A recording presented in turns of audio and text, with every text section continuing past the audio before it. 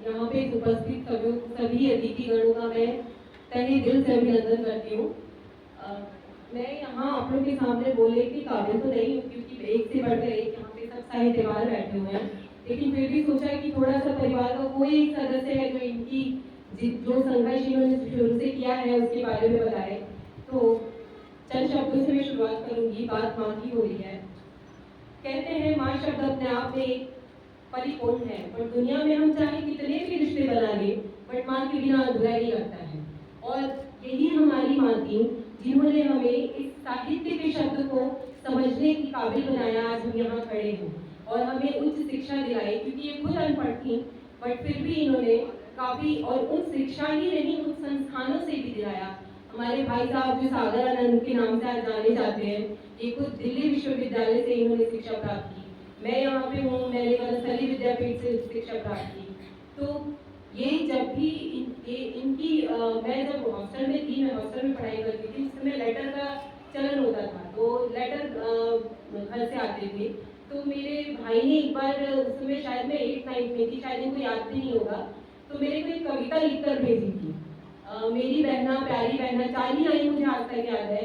तू मेरे जीवन की गहना, खिली रहे तू फूलों सी कलियों सी मुस्कुराती रहना, जब तू जाएगी अपने पिया के घर तो सुनी होगी मेरी अंगना।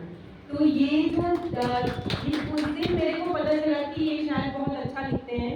और यही नहीं, वहाँ पे ऐसा होता था मेरे हॉस्टल में कि जो भी लेटर आते थे वो पूरे जो प्रार्थना सभा होती थी उसमें दिया जाता था, और जो वो वार्डन पढ़ के देती थी। तो उन्होंने इस चीज़ को, जो अच्छी चीज़ होती थी वो सबको सुनाती थी, तो उन्होंने बोला कि इनके एक भाई हैं जिन्होंने इतनी अच्छी कविता लिखी है। तो वो चीज़ शायद इनको नहीं याद होगी, बट मुझे आज तक ये 4 लाइनें में याद नहीं है। उसके आगे भी बहुत कुछ था लेकिन वो याद नहीं है। तो वो फिर जब भी कुछ इनका पहली रचना इनकी थी धूप कड़ी कठिन शामे शायद, तो उसके जब उसकी प्रिंटिंग की बात चल रही थी, तो मेरे पिताजी हमें ज़्यादा नहीं, बहुत गुस्सा हो जाते थे कि नहीं क्या कर रहा है ये, इसमें कुछ नहीं है। उस समय साहित्य को शायद लोग समझ भी नहीं पाते थे ज़्यादा, तो वो पीछे हट जाते थे, नहीं नहीं नहीं होगा। फिर पीछे से हम लोग पुश करते थे कि अरे ठीक है, ऐसे कर करके बहुत सारी चीज़ें इनके संघर्ष है।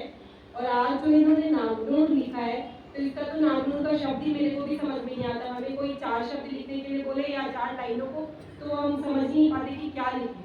तो ये तो बहुत बड़ी बात है कि जैसे मुझे बताया सर ने कि 75,000 पन्ने, हमें 75 लाइन लिखने के लिए बोला जाए तो वो बहुत मुश्किल हो जाता है।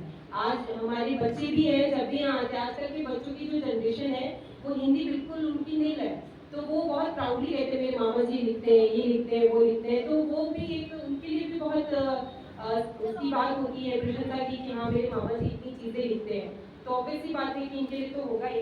और इसके साथ साथ इनकी मैडम ने भी बहुत साथ दिया है, और इसीलिए मैंने, ये मेरी बात पंक्ति नहीं है, किसी ने कहा है कि कब्र से गहरा स्त्री का सब्र होता है। जो इन्होंने सब्र दिखाया हमेशा इनको ये सुनती, क्योंकि यही साथ में रहती है, यही सुनती है वो क्या लिखते हैं नहीं लिखते हैं।